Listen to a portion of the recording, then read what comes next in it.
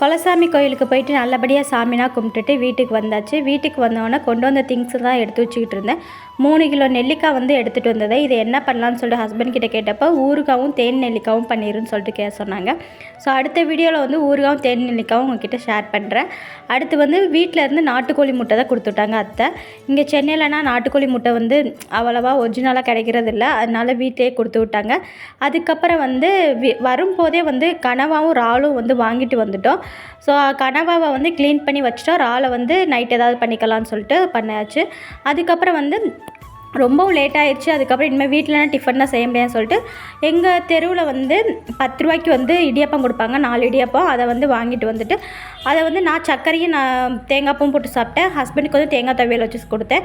அதுக்கப்புறம் வந்து நிறைய பேர் வந்து கமெண்ட்டில் வந்து அந்த லெமன் ரைஸு, அந்த கத்திரிக்காய் புளிக்கூட்டு அதெல்லாம் வந்து கேட்டிருந்தாங்க. அதை அடுத்த வீடியோவில் வந்து உங்களுக்கு ஷேர் பண்ணுறேன். இந்த வீடியோ பிடிச்சா லைக்